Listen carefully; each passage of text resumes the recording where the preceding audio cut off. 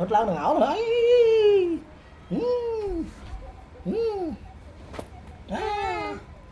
Hốt chú khăm ngáo rồi.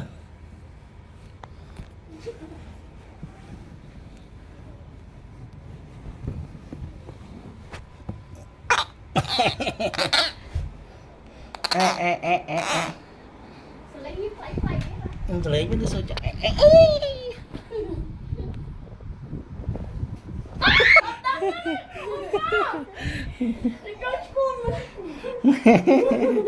Ất đăng ký lá gì?